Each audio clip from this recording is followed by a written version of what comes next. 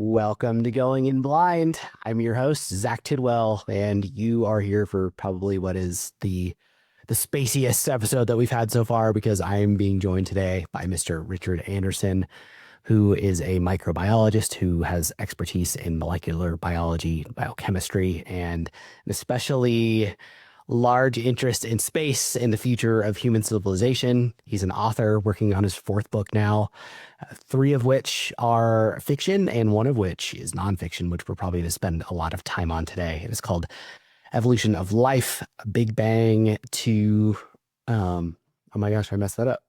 Space Evolution, colonies. Big Bang to Space Colonies. Sorry, and then we're probably gonna have a lot of tangents on this one, but it's gonna be great if you're a big fan of sci-fi or specifically the science behind sci-fi.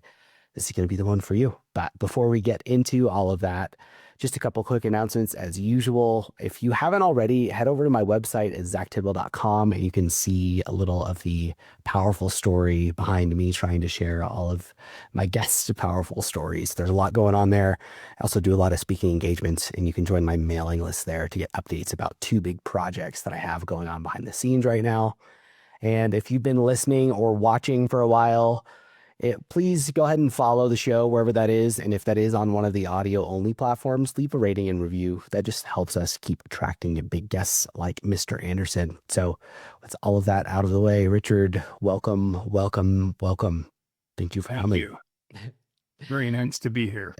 Yeah, I think really given the context of what you've written about and also this conversation, I think a great place to start is probably where everything is said to have started in the very first place, and the Big Bang, what you think about it, and maybe also just cover what the conventional wisdom is on it, even though obviously we don't necessarily know what's happened 13.8 billion years ago, but this is what the best inference we can get as to what may have happened in the best way that we can try and describe what's happened. Yeah, I started there because the way the universe started, it set everything up for life to begin. And since I'm a biologist, I'm interested in life and living things, ecology and all of that. I thought it was important to begin there to see how everything was set up by the big explosion, how the first elements were made, why carbon is the element of life, and that goes throughout the whole universe. There have been discussions of using of having silicon be a basis for life, but that's not really possible.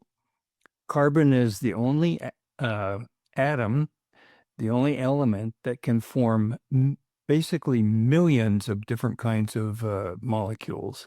We don't even know if there's an upper limit to how many molecules it can form. And it's because of its unique bonding characteristics. And I go into that, the chemistry a little bit, the physics of bonding and electron shells and all of that technical stuff that gets very boring.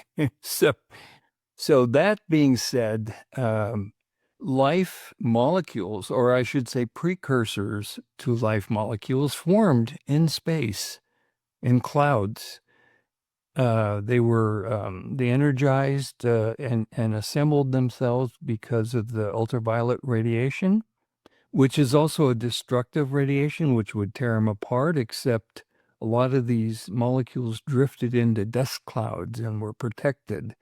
And then as planetary solar systems and planetary systems formed around them, these molecules rained down on the surface of planets like Earth and moons and Mars and Venus and so forth. And if the conditions are right, the molecules of life started to assemble. And I believe, and a lot of scientists believe, that that happened throughout the universe in the right situations. So it was more or less ubiquitous. But Yeah. complex life is a different matter. I want to And pause here though. Hang on. just so we can step back through some of the stuff. I've got obviously questions that come up along the way too, but Sure. going back to the Big Bang, I was trying to get your, obviously you've spent a lot of time thinking about this. You wrote a book that starts there. How do you reconcile the fact that, supposedly there was nothing, everything that there ever was and would be was compressed to such a point that was, smaller than we could see. And then all of a sudden, it's the saying of, and then there was light. And then now we have this infinitely expanding at an incredibly almost unfathomable rate of expansion where everything is getting farther apart seemingly until the end of time as we know it, which obviously is a construct, especially when speaking in the context of something that is infinite. That's a lot to unpack there. So Yes. what are your thoughts on that? And obviously not just that is the reality to which we understand has happened, but How? with that, yeah, and maybe even some of the baggage probably isn't the right word that would come around that, but do you personally are you religious? What are your thoughts surrounding all of that as well? The beginning of matter, the source of the Big Bang is subject to a lot of theories because we can't tell what happened before. We can trace back almost to the beginning of the universe through our giant telescopes and so forth. That we can look back. The further we look away, the further back in our the evolution of the universe we're looking, and we can develop theories of physics and all of that to come up with some ideas. So there's a number of ideas of how the universe began. And if you think of space as, well, it's a void. We think of it as a void, but it actually is a lot more than a void. There are things popping in and out of existence all the time. And if you think of a mathematical model where you have a line, positive numbers above the line, negative numbers below the line, and you can think of matter and antimatter in that sense. So they're popping in and out like a bubbling stew. And so one theory is at some point a whole bunch of matter particles popped out more than antimatter. When they come into contact with each other, they self-annihilate. So if there is more of one than the other, there will be some matter that survives. There's theories called the brain. One of them is a brain theory. So you have these big balloons, which are very a multiverse, various universes, and they bump into each other, and all kinds of action happens. So I'm a physicist. I can't really e- e- ex- expound on that very much, Yeah. but and neither can the physicists. I mean, they claim that they do have theories of what came before the Big Bang. So it's an interesting discussion, but actually it has nothing to do with where we are today. Where we are today has to do with the Big Bang that happened in our universe. Whether there are other universes or not, we will never know for sure. Yeah, So the that's actually process go is for it. what's really intriguing to me. Yeah. So, you obviously we were kind of stepping through how life occurred, but you did touch on that you believe that any life that is out there, and basically that you think carbon is the basis of all life, and I know it is the basis of all known life, but you Right. think that if there is life out there that other than us and what we see on Earth, that it is also carbon based. Yes, and it's probably going to be similar to well, let's talk about our microbes because I don't believe complex life is very prevalent in the universe for a lot of reasons that I spell out in the book. But I think microbial life, single cell life, is probably present in a lot of places, and is probably very similar because the precursors, as I mentioned before, are floating around out in the clouds in space, and they're not unique to the Milky Way. They're occurring in other places in other galaxies. So if that is what the initial molecules were that formed life, it's going to be similar. Now, the fact that it's carbon based, if you go and study the periodic table, and that, by the way, is ubiquitous across the universe. There are no elements, they're all the same all the way across the universe. Everything is the same as far as the elements. So there's a limited number of possibilities. And unfortunately or fortunately, carbon is the one that it has to be the backbone of life, because not only is it structural, it's in biochemistry. It's also metabolic. It gives a means for metabolism to happen, and life can't happen without metabolism. Now we can look at viral particles, and they can be crystals, and they're not living, they're not metabolizing until they get in the right environment, and that's within a cell, either a bacteria, a microbe, or a human cell, or whatever.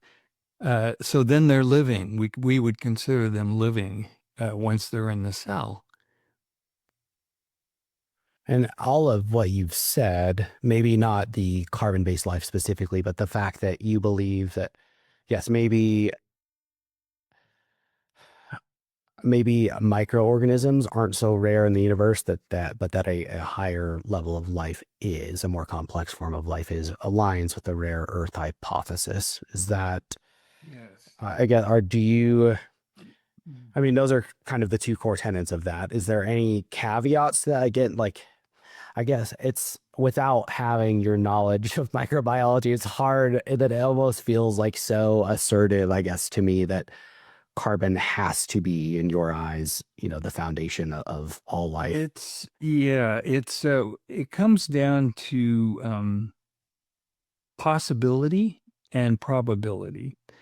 And so I was speaking with a physicist, and we were at a book event, and he had written some books, and he was skeptical of what I was saying, because first of all, he hadn't the biological background, and no, he was an astronomer, not a physicist, and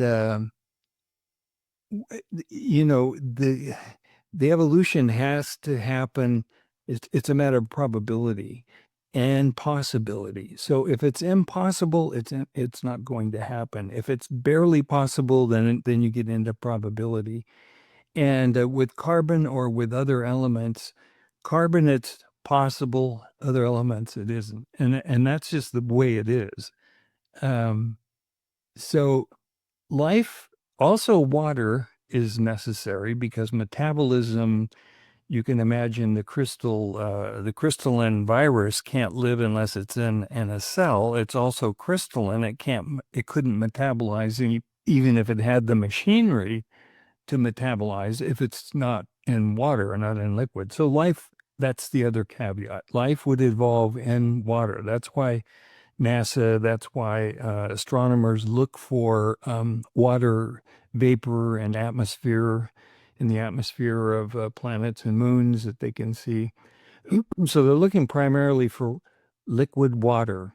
If that exists, then life can possibly exist. So it all has to evolve in water. It also needs an energy source. Now, almost, I would say all planetary bodies, when they form, the heavier elements are toward the center. There's some radioactive decay. There's some heat generated, and the heat is used as a source of energy. So underwater and on Earth, they believe the life began in these hydro vents. They call them black smokers because there's hot hydrogen sulfide water bubbling up through these chimneys of minerals that have been deposited. So into very cold water. So there's an energy gradient. There's the materials, a lot of carbon. There's the materials for protein molecules that start to form. And it's believed that those processes are prevalent in the formation of planets and moons throughout the universe. in the right position in the right circumstance. So life can evolve in water, and that is where most life in the universe probably exists. Because once you get on the land, the environment in most places becomes very hostile. There's no atmosphere, no magnetic field to shield against cosmic radiation, no atmosphere to shield against ultraviolet radiation. And so, for example, on the surface of Mars, it's extremely hostile. There won't be any life on the surface of Mars. There might be underground in the permafrost, and there probably once was when there was water flowing on the planet. So the step of evolution, moving from the sea, moving from the water to the land, eliminated a lot of places where life may have formed because it was impossible for life to go to the land because the environment was too hostile. That's On actually Earth, on Earth, it was an exception. it's actually an interesting thing that I've heard talked about. I am of the mind personally. I think I have a hard time wrapping around my mind around the idea that there's not other complex life out there somewhere. And so I entertain that idea, and I want to ask you about your views on that at some point, but maybe after we've had some more time to step through some of these processes. But in that, what made me bring this up is the fact you were talking about water and the role that water plays, both in being a critical component, but also the initial Mhm. surfacing of life. And this is something I've heard talked about in the context of people discussing, like, let's make a big leap just for the sake of entertaining the idea that there are aliens out there, and that water really the best sense of finding places for or that would be habitable for you are it's because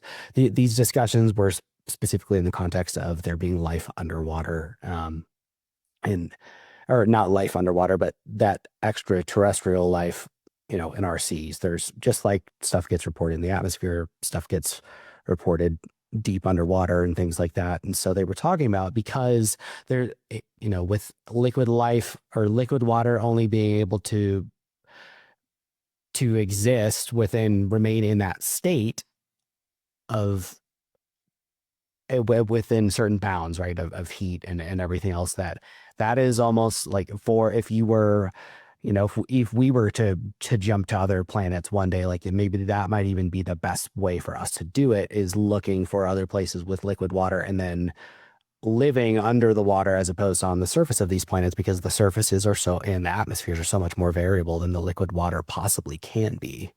I just thought that was very, very interesting. Yeah, so in my book, Meta Mars, Outbound Meta Mars, I build the habitats, I build cities and stuff underground. So not underwater, but underground for the same reason. But here's a thought.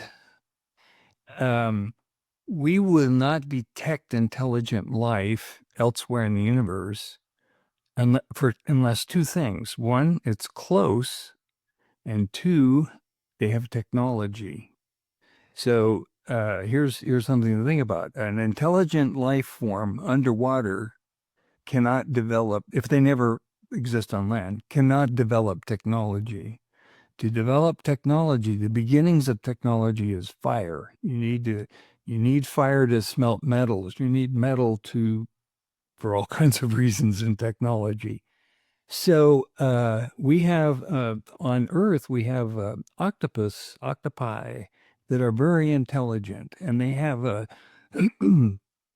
their brain is they're totally differently organized than bisymmetrical animals like we and horses and dogs and so forth. And their brain is divided into the eight arms. You might say their shoulders, and so they have a different kind of a brain altogether. They have very good eyesight. They have emotions. they're very intelligent animals. They use tools, uh, shells and so forth. They Mhm. cover themselves with to protect themselves. Um, I don't know if you saw the video, my octopus teacher, or heard about that. Um, Huh. but it's about a biologist who does a video over a period of time studying this particular octopus, and they only live a year, a couple years maybe. They don't live very long, but they are very intelligent. And if they were on another planet, we'd never know it without going there. So the first thing to detect intelligent life, it has to have the technology. The second thing is it has to be close. There's nothing close to us. Alpha Centauri is 4.1 light years away. So the fastest a signal could get to us is 4.1 light years. But there's nothing there that would support an advanced civilization. So go beyond that. Our fingerprint, our balloon of existence, is about 100 light years, a sphere of 100 light years from Earth. That's from the first radio transmissions to today. Our signal is out there about 100 light years. So beyond 100 light years, nobody would know we were here. Mhm. Likewise, we wouldn't know anybody else is out there beyond uh, whatever distance since they've been broadcasting. So if there is technologically intelligent life out there, it would take us, it's unlikely we would discover them. If we did discover them, it would be really unlikely that we would meet them, because to travel to Alpha Centauri with present technology, I don't know, tens to hundreds of thousands of years. It's multi generational to get to the nearest star, and to get to somewhere similar to our system. I don't know how far it would be, how long it would take. So there's the distance problem. So intelligent aliens living in our seas would be highly unlikely. However, there could be aliens. There could be. There are simple animals that tardigrades is one. It's called a water monkey, I think. Anyway, they're these tiny, almost microscopic animals that are resistant to radiation and can survive out in In vacuum. space. Yeah. And they kind of go into a stasis. And there are other organisms, like we mentioned, virus. If it's in a crystalline state, it can. Who knows how long it can survive?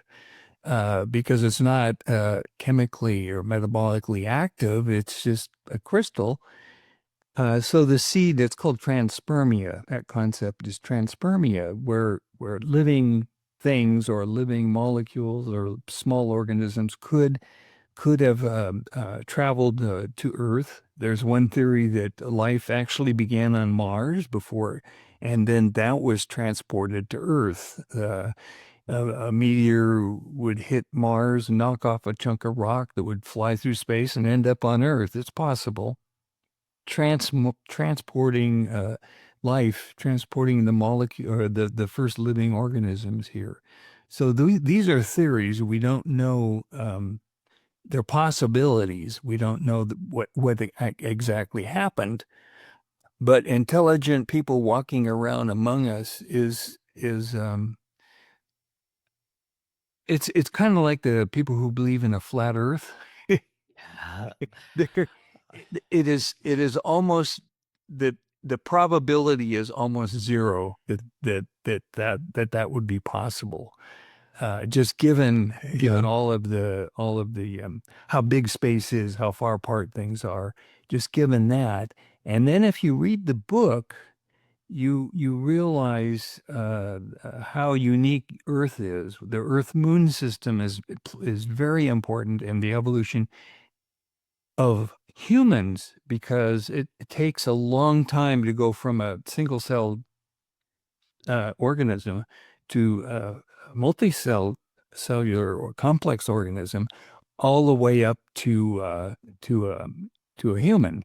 to a horse, to an ape, to all of these animals are equally complex. We're different, but the complexity is the same, and it takes a long time for that evolution to occur. So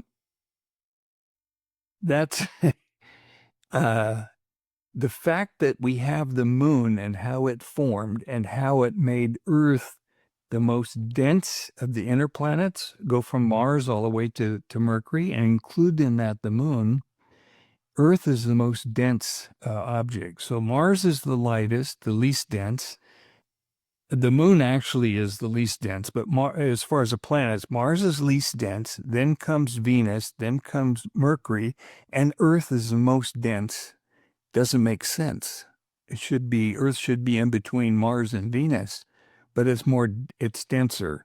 And the reason is a planet called Theia, about the size of Mars, was in the orbit of Earth and somehow was tipped out of its position and collided. Earth and the Theia collided, and it caused Earth to tilt 13.1 degrees or 2 degrees, something like that.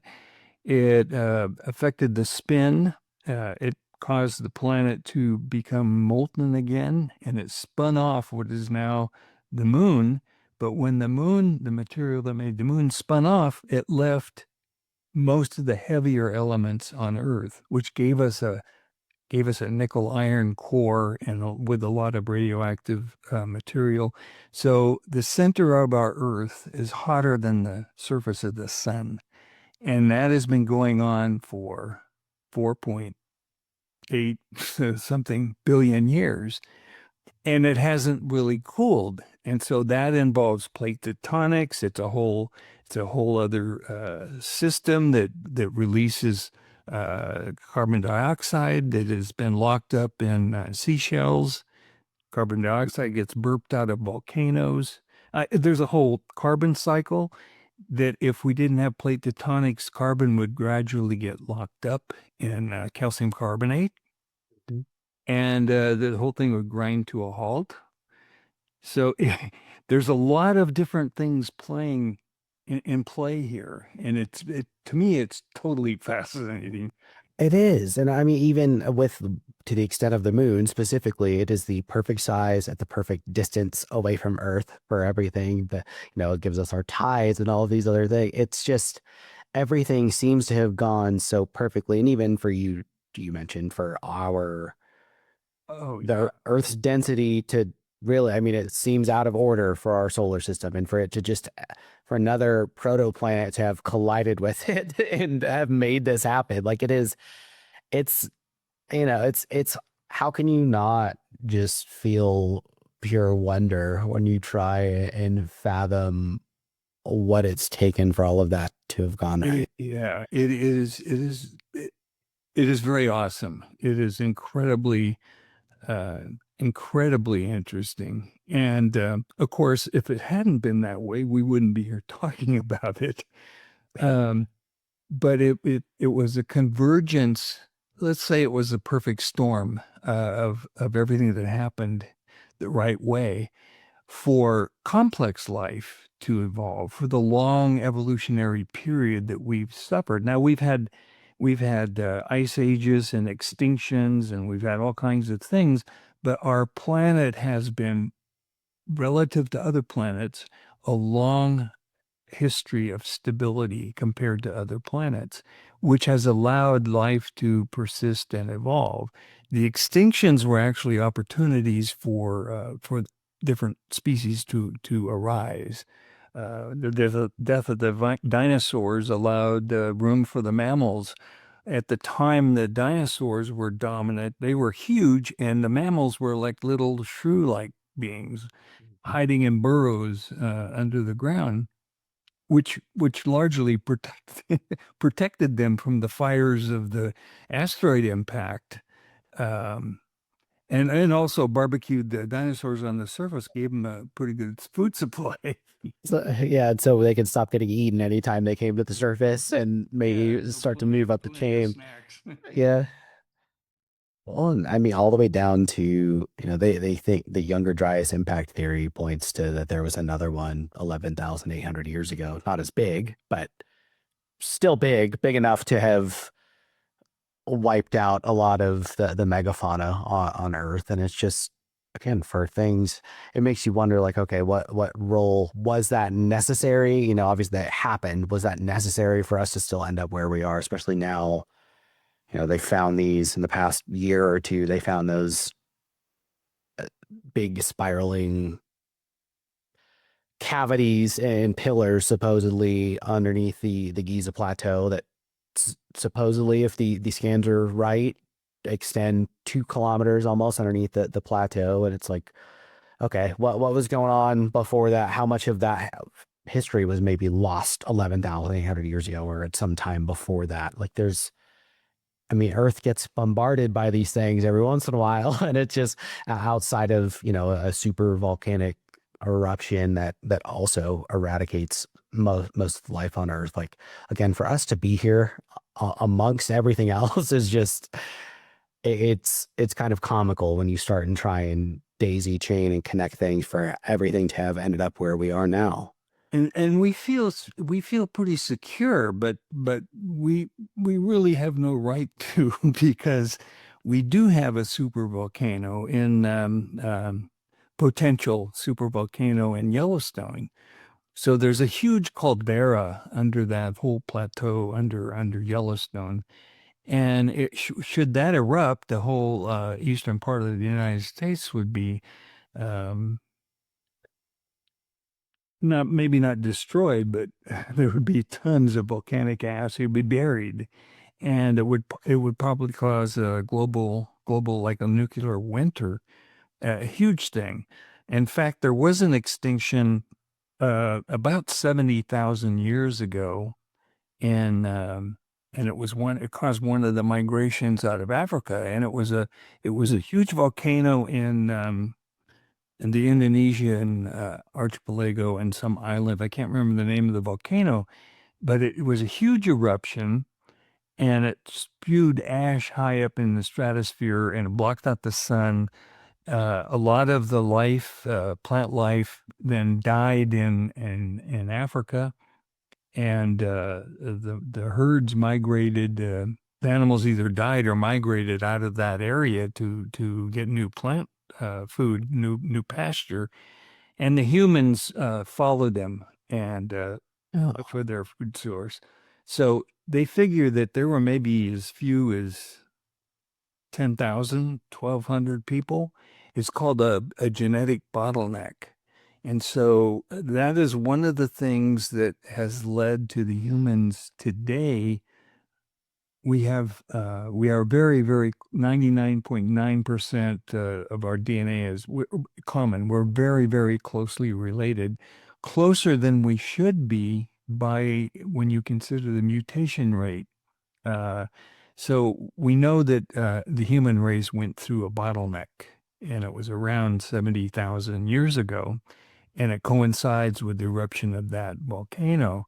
So yeah, we could have been wiped out, and we, and I'm glad we weren't. But me too. Yeah, I like living. I'm glad to be here. So I think I share that outlook with you. But it's just, I would imagine having an understanding of all of the mechanisms at play that have given rise from that eukaryotic cell all the way to where we are today probably adds just however many layers of more of that, just like scratching your head, like how is this all possible?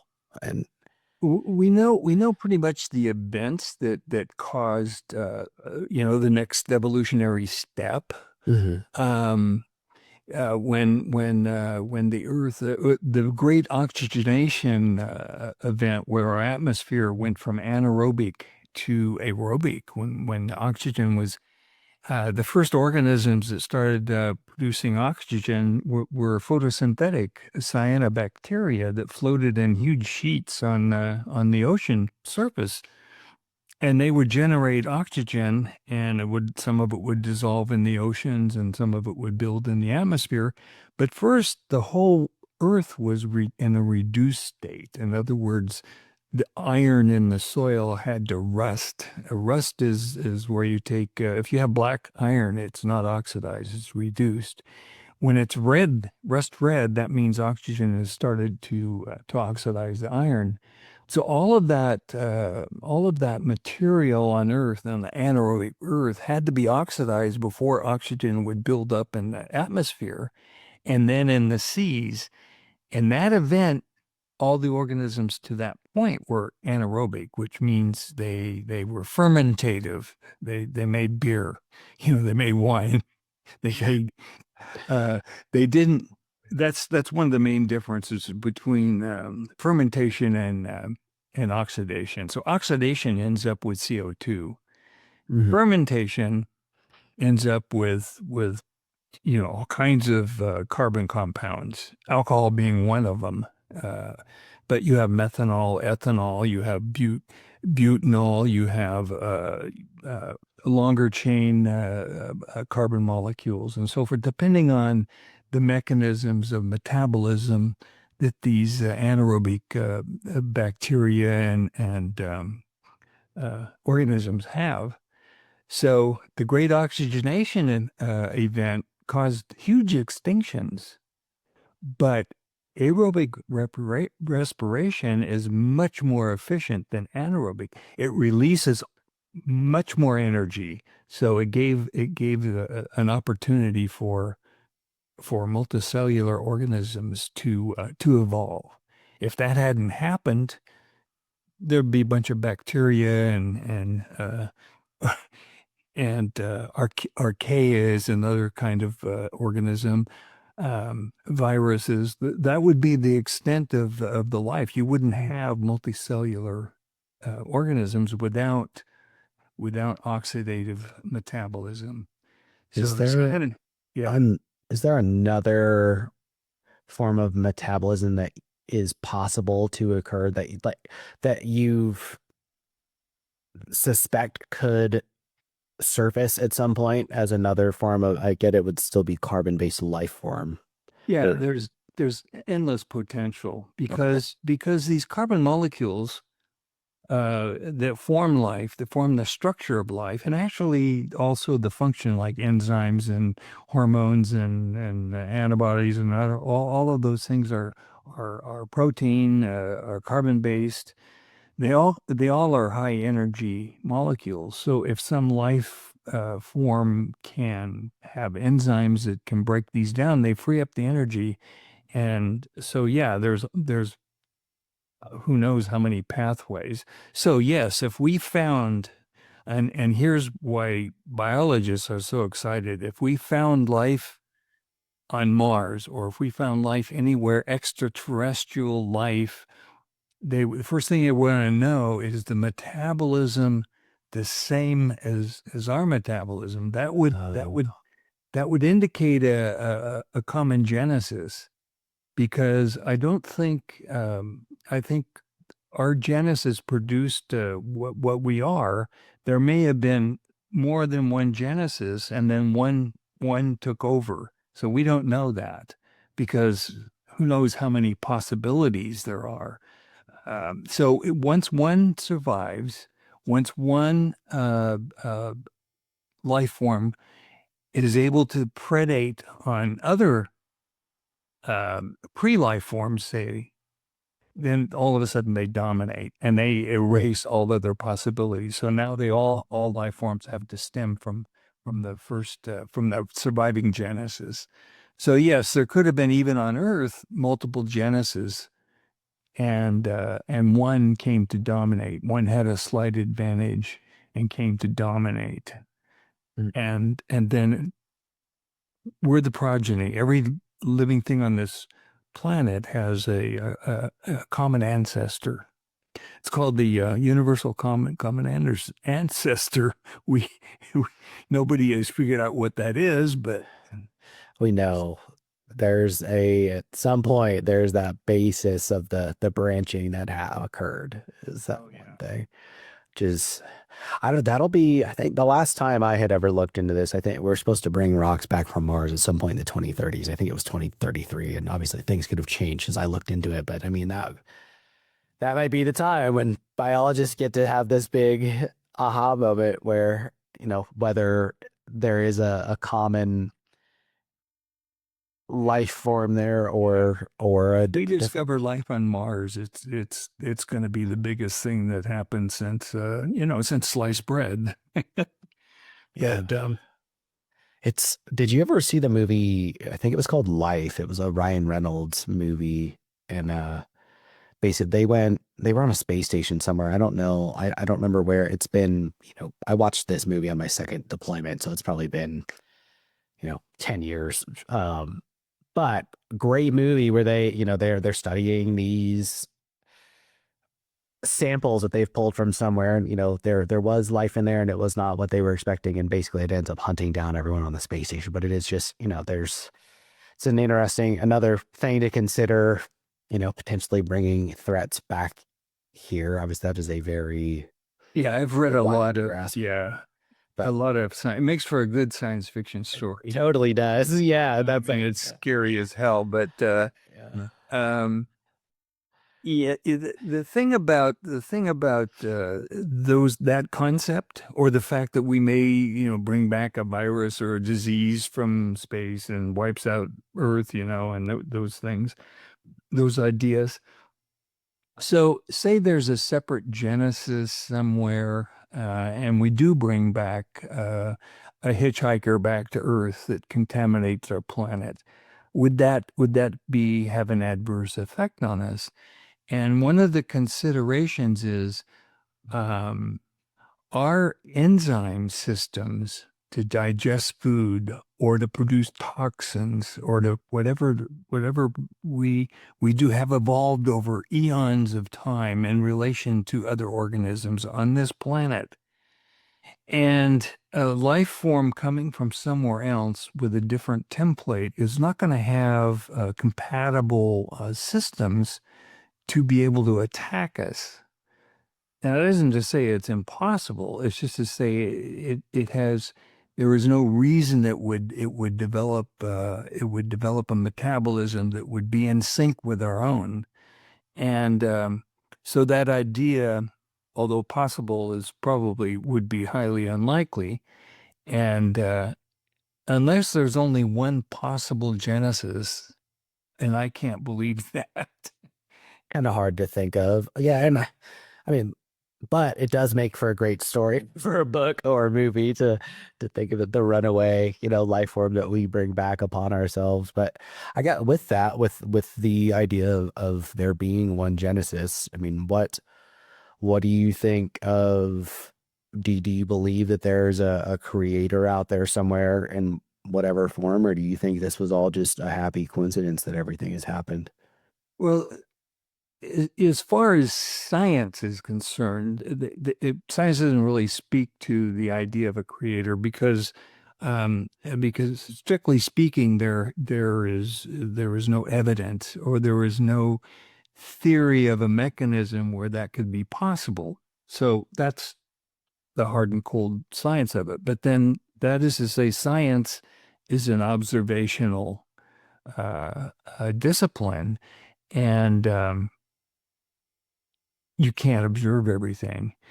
And so science, we're getting better at observing things that you ordinarily wouldn't be able to see with our technology. And they've actually looked at atoms, which we never thought we'd be able to see. So there's a lot of increase in sensitivity in what science can see, but there's so much science doesn't know, and is finding out some things that are really, really very interesting. And one is, I think you probably saw the first movie, Avatar. Yeah, the blue people one. Yeah, and Yes. so they had the giant tree, the whatever it was called, I don't remember, but there was um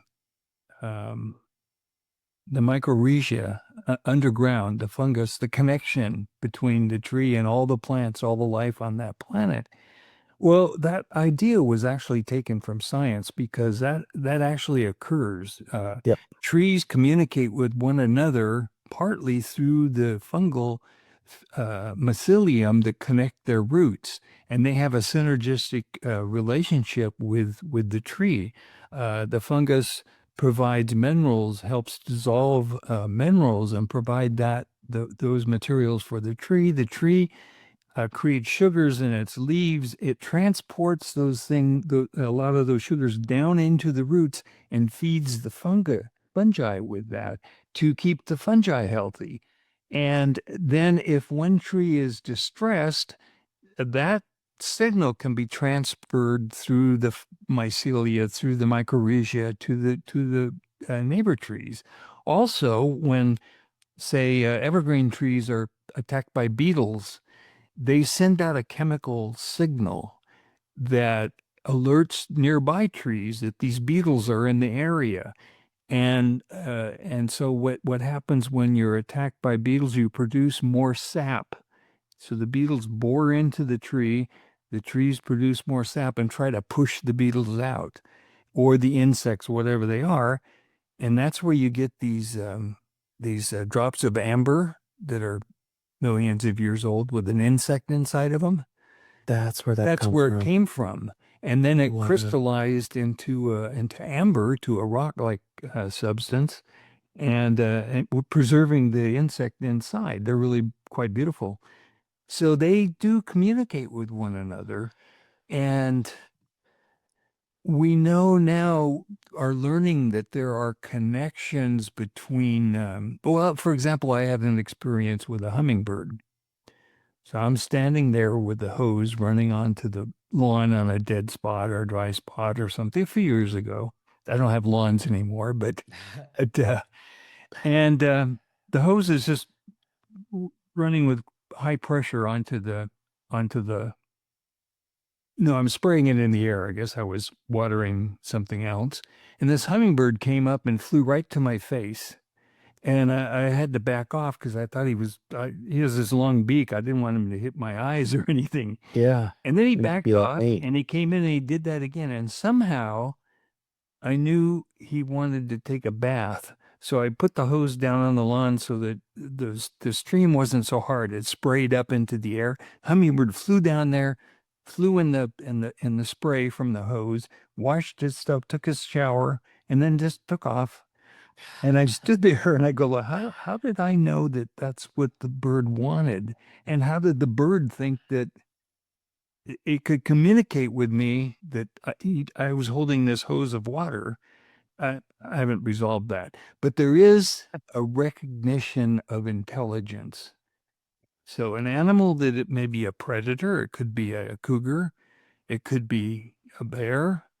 They're intelligent and they recognize, if they come across you, they recognize that you're intelligent. Now, that doesn't mean they're not wild and won't eat you, but under certain circumstances, they can communicate with you. So what is that about? How is that related? How does that work? We don't know. Uh, but we do know that all life on the planet has evolved, affecting other lives, other living things, other systems, and they've learned to mesh with one another, develop synergistic or parasitic relationships. And is there a God in all of this? Well, I suppose it depends on how you define God, but my impression is, if there is a higher intelligence, it evolved because and when the universe and all life in it evolved. Hmm. So most people who would believe in God would believe that there was an intelligence that began, that controlled the whole thing and started it. In some ways, it's hard not to believe that when you look at what happened in our planet, how complex and how fortuitous the events were that led to us. And so there's a number of ways of looking at that. And I won't give a correct answer because I don't have one. Well, the correct answer was what you believe, Oh, well, which I feel like you still didn't give me an answer, but I'll accept your long non-answer because it was interesting. So, but it's a similar question is if someone says, "Well, what is the meaning of life?" And you and okay, on the basic answer is there is no meaning to life. Therefore, you give meaning to your life. Mhm. And that's kind of my philosophy is you make your meaning. That's what you're here for. You're here to you're start out as a blank slate. Let's make something with this blank slate, and we're Yeah, involved in that process. yeah. Well, I think we've done a solid job and just shifting in terms of trying to make sure that we can at least get to the other half of your book, the space colonies part. And suppose it just in general, humans trying to set up a second home somewhere. This is all. But so I think we've done a great job covering to the extent that we can, with an hour and a half and some change maybe to talk of covering the evolution side, and at least how life has gotten here. Obviously, we haven't followed it all the way to humans or discussed any of the crazy intricacies, but this is an incredibly wide breadth of of information that we're trying to cover here. So, shifting towards moving off planet, I'm think you've already expressed you don't really at least don't believe that there's other life here, like an extra that life that did not originate on Earth being here, unless it was through panspermia, which is a different, but currently a higher level of life. So with us moving that, that answers a question that I would have had, I guess, about the Fermi's paradox and that kind of stuff. But I feel like I'm curious just to get your inputs on some of these. I think you've also kind of touched on it between or in communicating about the idea of us even making it to Alpha Centauri, which is the nearest star system to ours. Like, I think unless we come up, we develop some non-chemical means of propulsion, we're probably at least going to be stuck in our solar system for the foreseeable future. But moving out to other planets is not out of grasp, and there are certain brilliant minds in the world that think that we are going to be able to colonize Mars at least, if not somewhere else. Other things here, that they've done research. I think Scott Kelly was the American astronaut who's done the longest, consecutive time in space. I think it was somewhere creeping up on almost a year in space, and they did a study on the molecular changes in his body over time and saw the way that, you know, the body pretty quickly adapts to being in space. And even with the pretty heavy dose of radiation that you're receiving every day, it starts to change the way that the body seems to process out damaged cells. And even for about a year after him returning to Earth, there's other challenges in terms of not being in gravity for an extended period of time, or at least, Earth-like gravity, which would still be a challenge on Mars, or the moon if we set up intermediary bases there. Like, let's step through some of these other challenges, both known or maybe studied and unstudied, that you came across in starting to research or and write about the outward bound part of this book.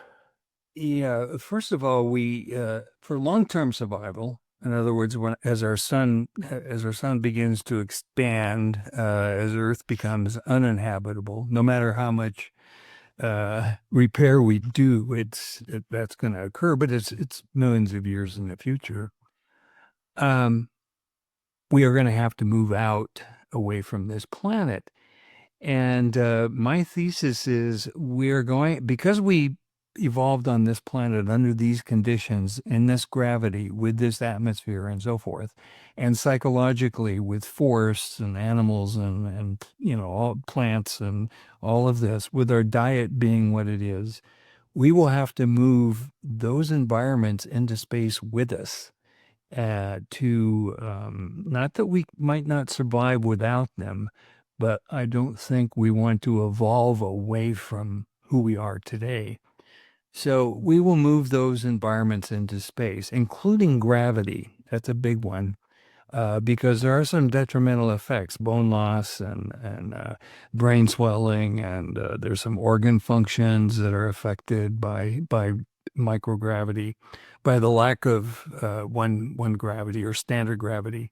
So we will have to move those out into space. The second thing is it's an extremely hostile environment. So while we can theorize going to the stars and all of these Star Trek type stories, it's going to be damn hard just to go out into our own solar system. And it's going to require a lot of technology.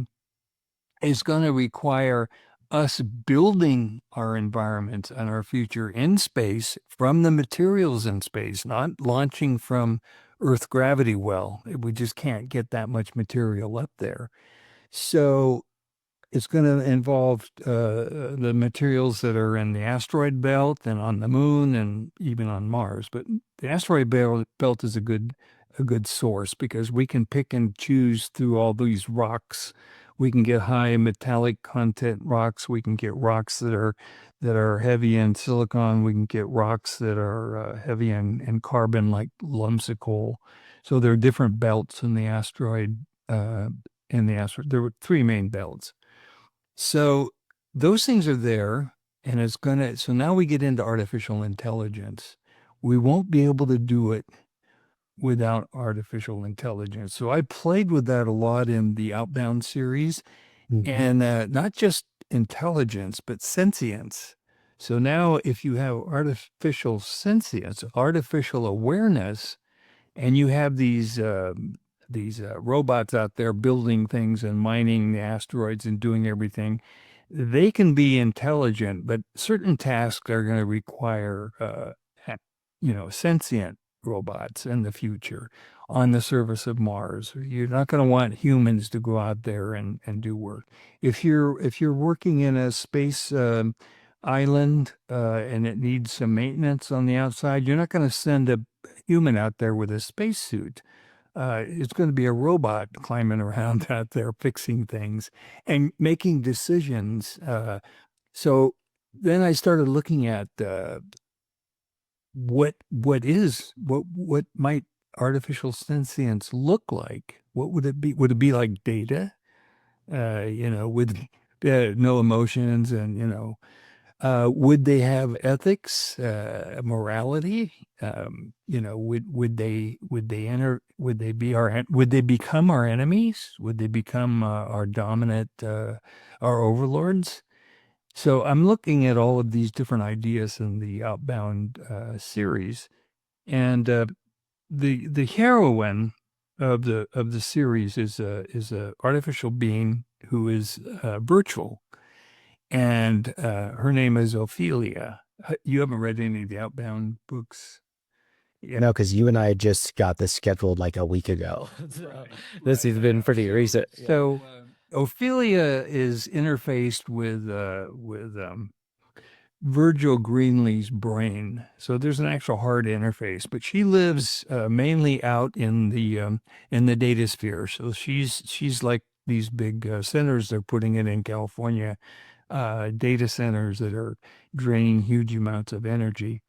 So, but she's connected to Virgil through an interface implanted in his brain, and she can experience a lot of what he can experience.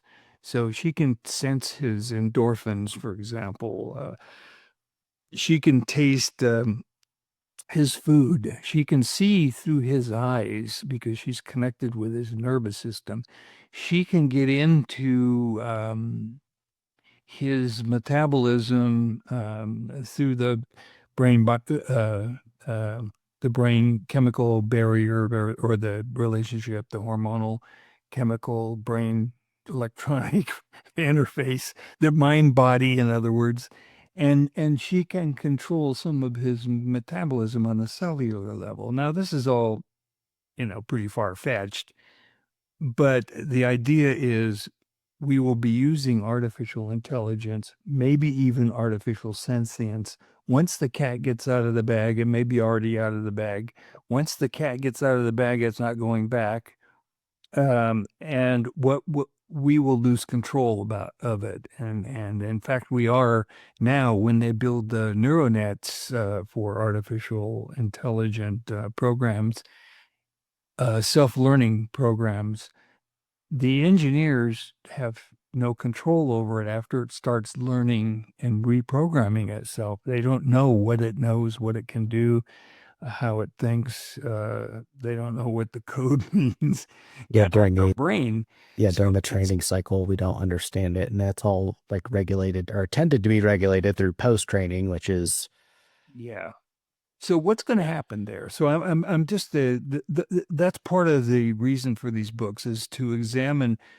First of all, it's a post climate catastrophe or catastrophic events on Earth that have led to famine and wars and different things and decimated Earth's population. It's about half of its present population.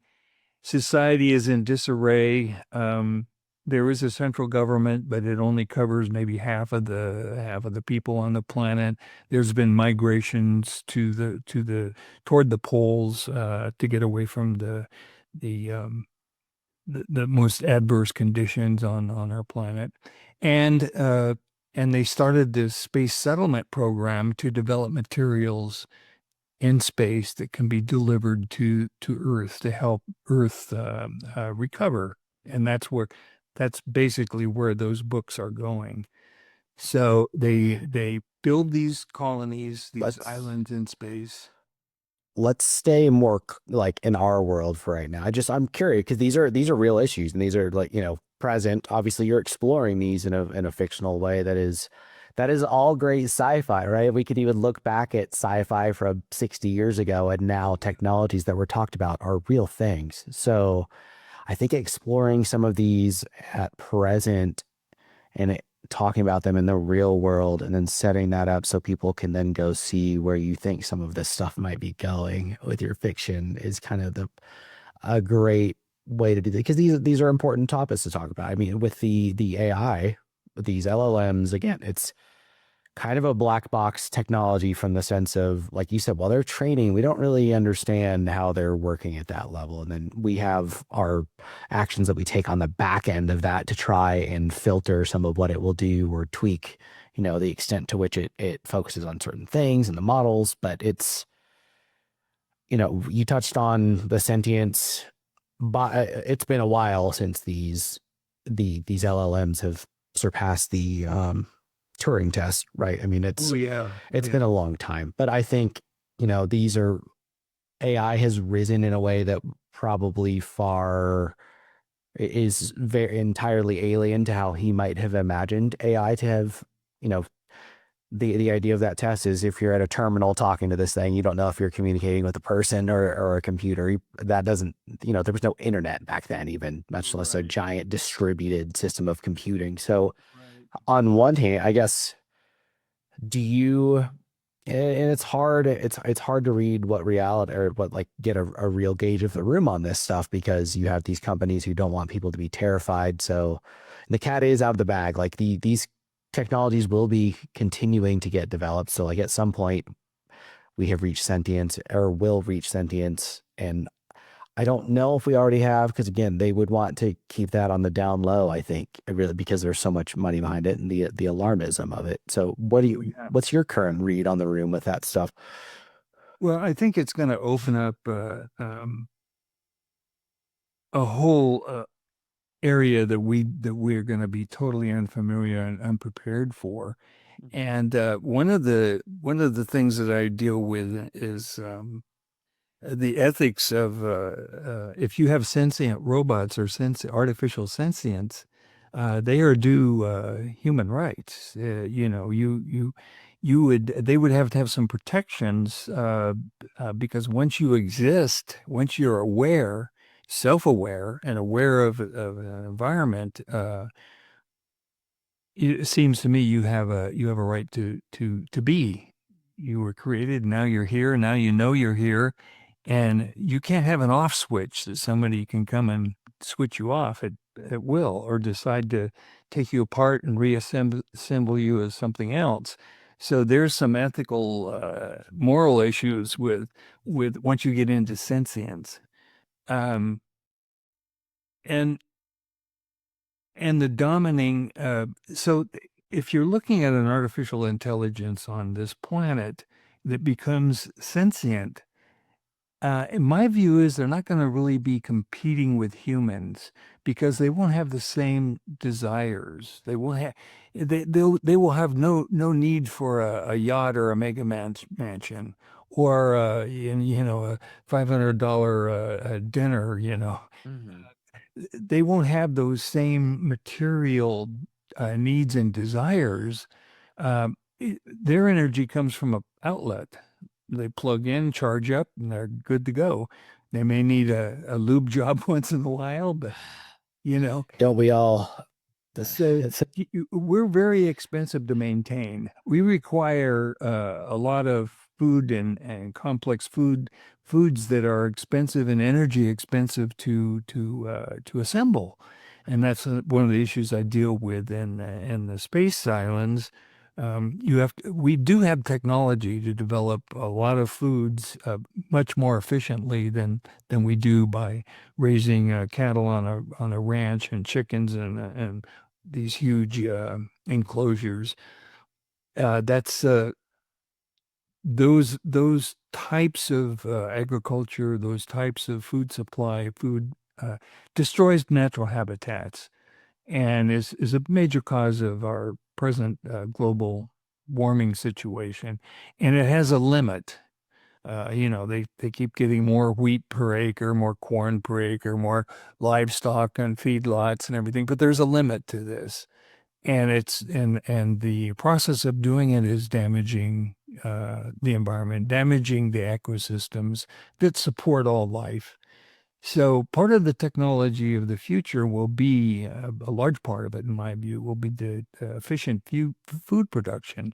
So there's a section in one of the books, I think the Mars one, where the robot Bob is learning about the complexities of raising food for humans, where all he has to do is plug in and all he needs is solar panels out in space that transmit power down to supply power to the Martian settlement, and he can plug in and he's good.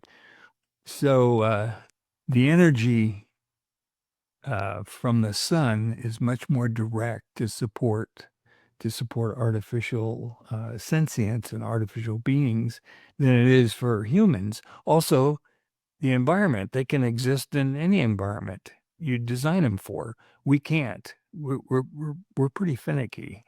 I like the warm California climate, and I would have trouble living in the Northeast right now with their blizzards and snow, you know. I mean, humans are more adaptable than a GPU, so that's not Well, really yeah. true. And those data centers consume an incredible amount of energy and are currently, I mean, these models aren't that efficient the way that we've designed them. That'll be like one of the things that these evolve over time is actually, Well, the way they they're designed now, no. yeah, But if that's they got solar panels out in space, yeah, yeah. Who cares how much power they drain because it's power that's being automatically generated, and you know, yeah, but and it's yeah, I guess the mic like yes, they're not going to have needs for maybe necessarily what we would consider materialism or material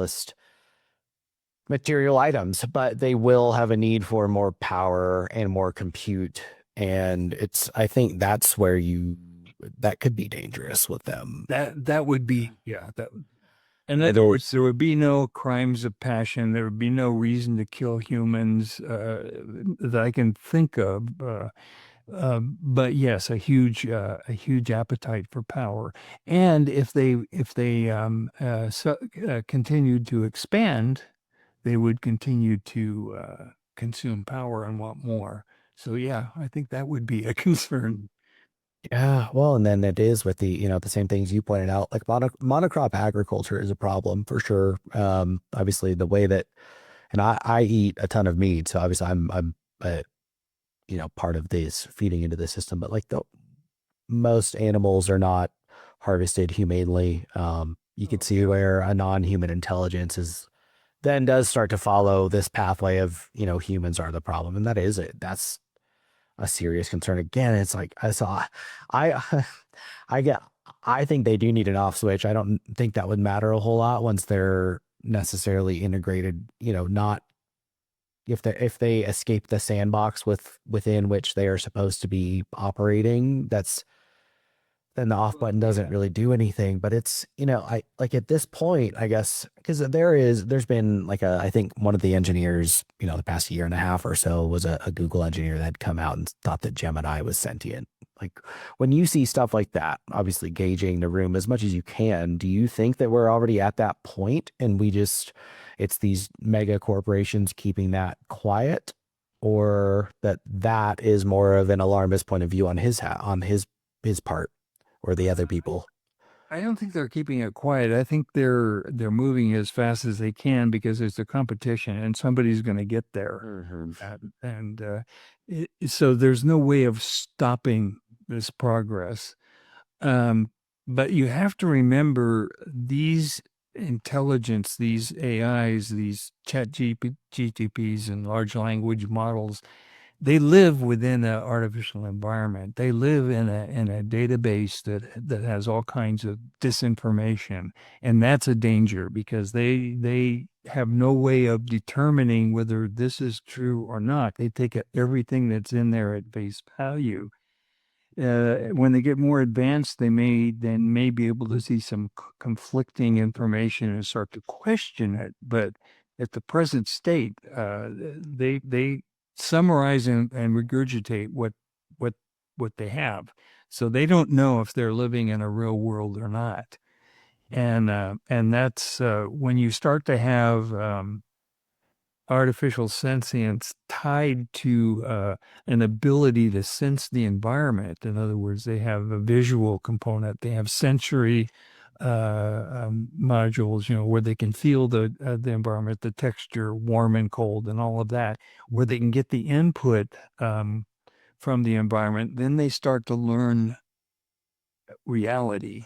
But as long as they float around in these databases, unless it's a vetted medical database. That's one use I think that the AI is going to have a real positive effect. It already is.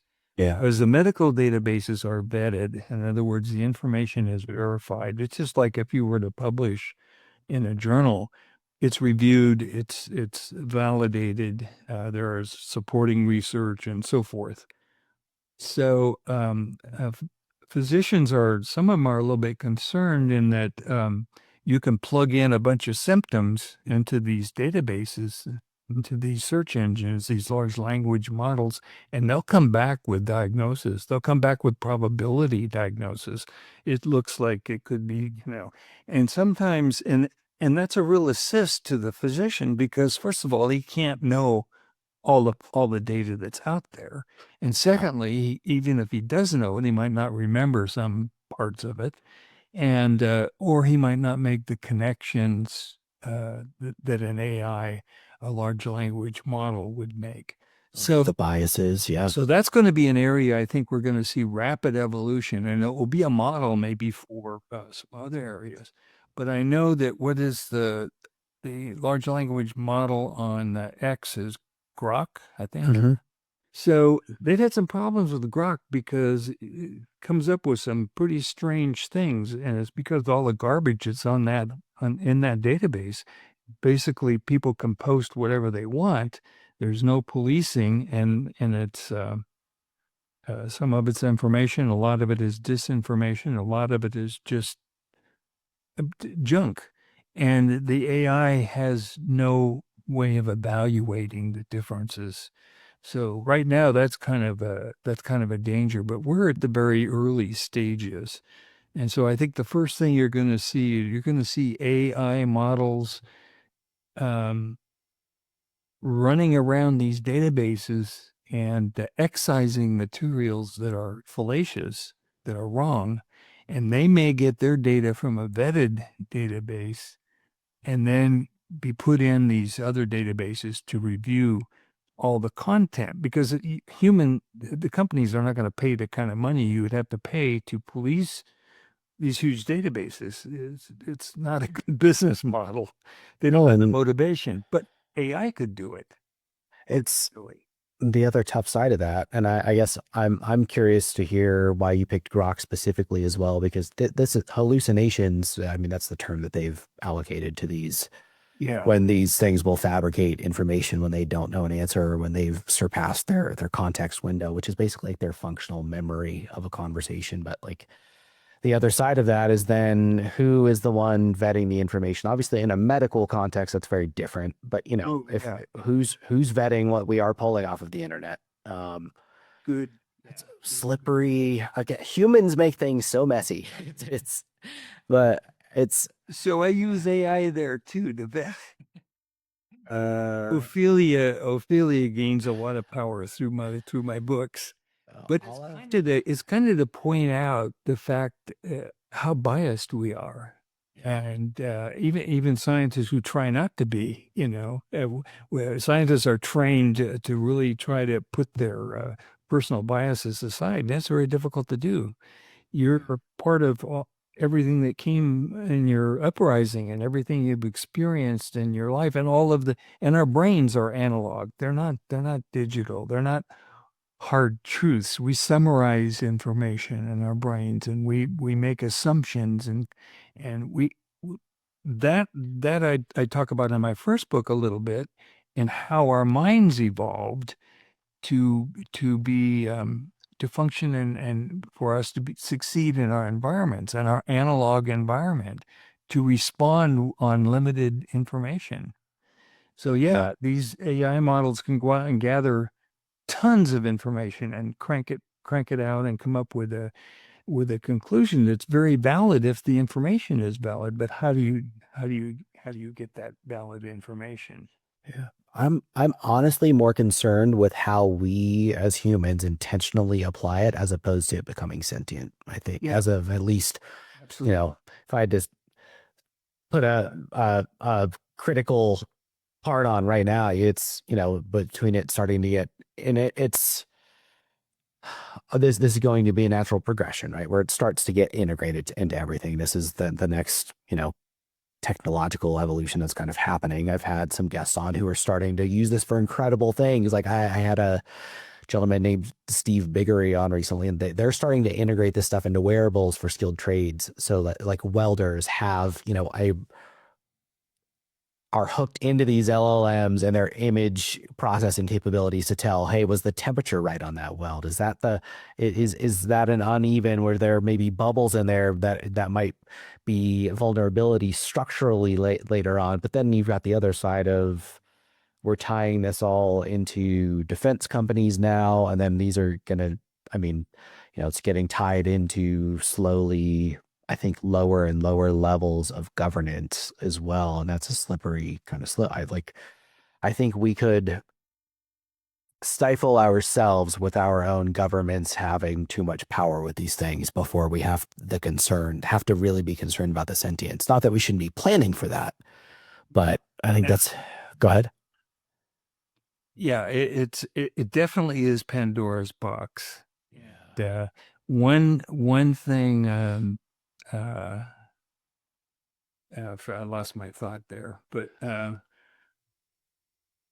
yeah. was talking about, I mean, between the getting integrated into defense contracting and then governments and stuff. Oh, Does that yeah. refresh I was anything? going to say one of the problems we have as societies on our planet is uh, in our governance, and democratic or any kind of government, is the fact of unintended consequences. So we pass a law, or we decide we're going to take a certain action to resolve a certain problem, and there are always unintended consequences. Sometimes makes the problem worse or creates more serious problems.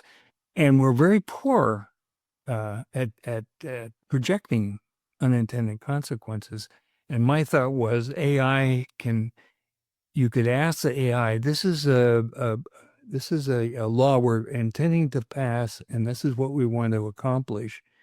Can you analyze this and project out and see what the effects might be Yeah. of passing this law? And, you know, And I think that in some ways AI could be very useful in governance. And I'm going to do an environmental impact study. It's going to take me 3 years to do it, to do this project. And I need to go out and prove that I'm going to I can mitigate all my environmental impacts. Meanwhile, some environmentalists are out there looking for a little beetle that is only lives in that area, if they want to stop the project.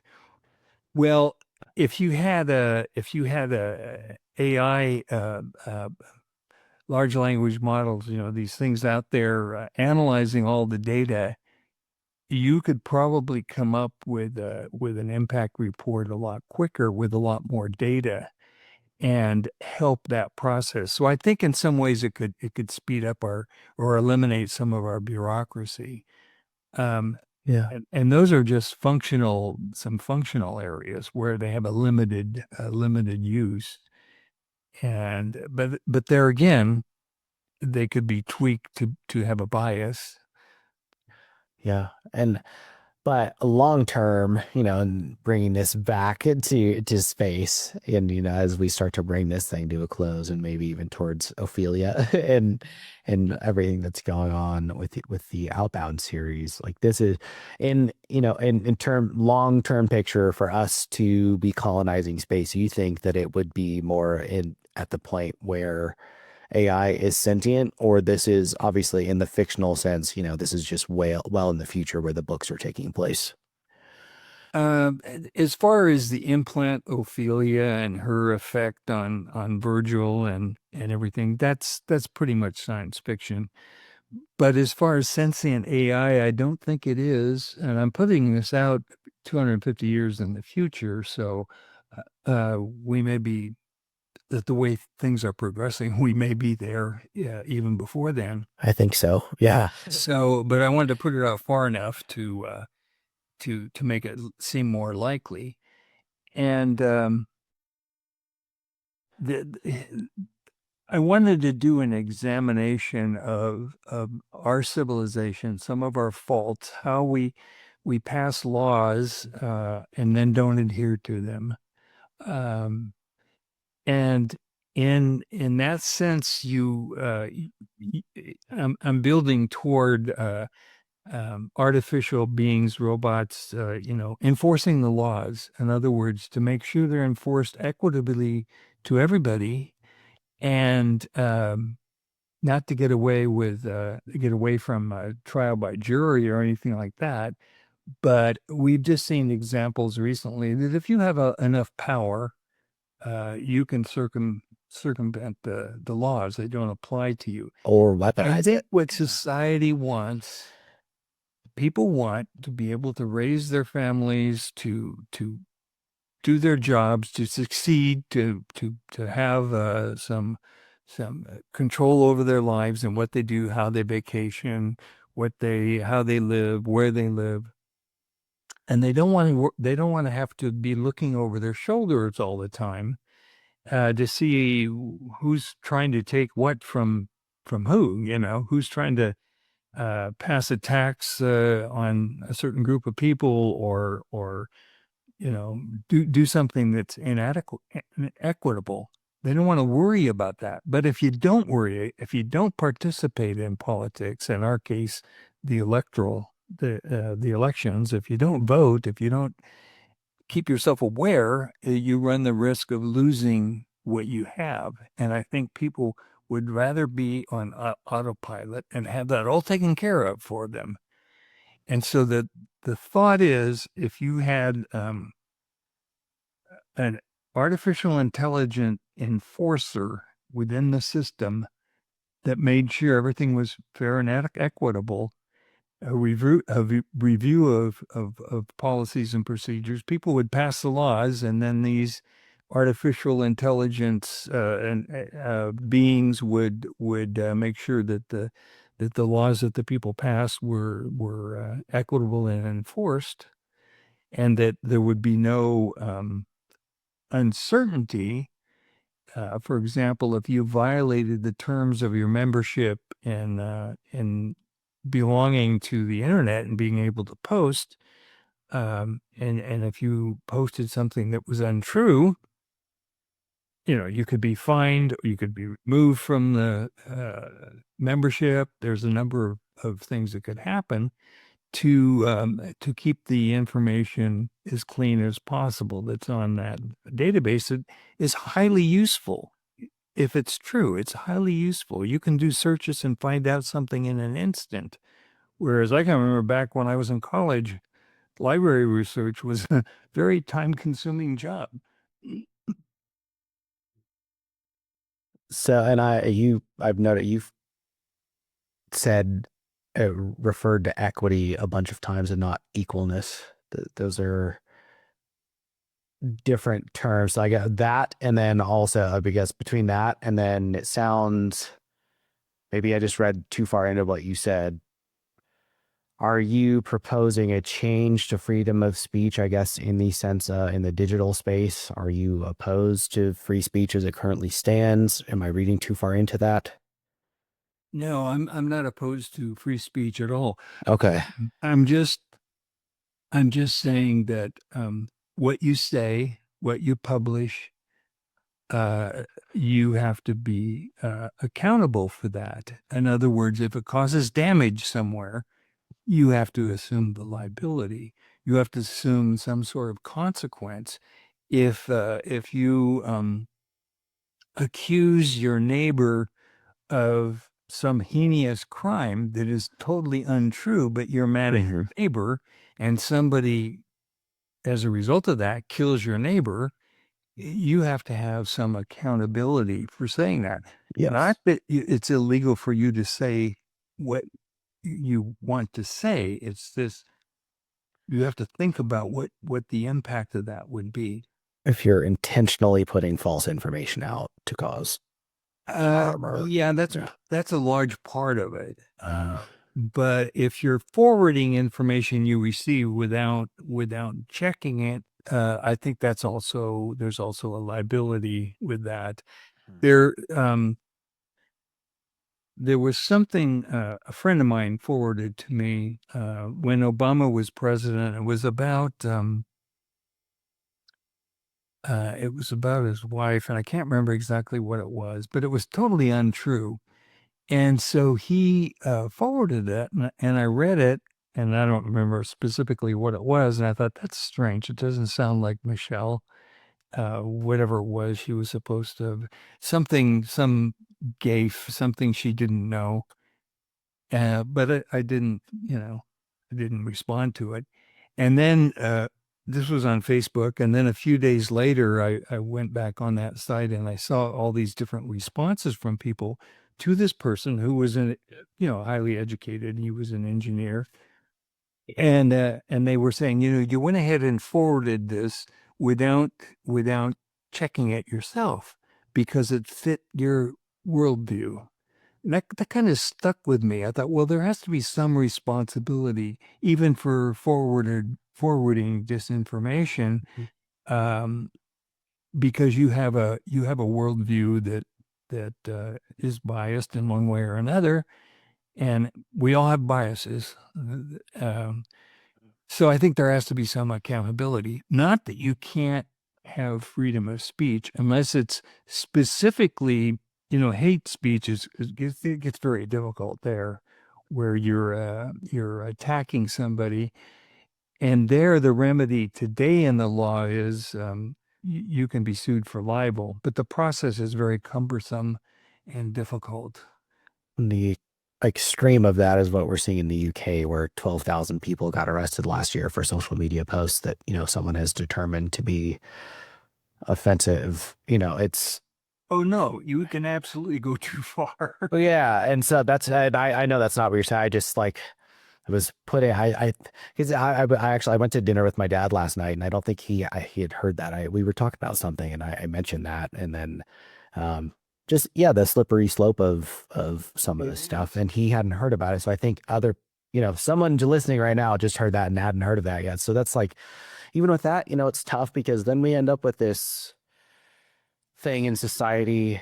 yeah, and even where it's in this instance where you're self-filtering, just edging on the erring on the side of caution, which keeps things from getting talked about, which is, I in the podcasting space, for example, obviously I shot myself in the face in 2019 intentionally trying to kill myself.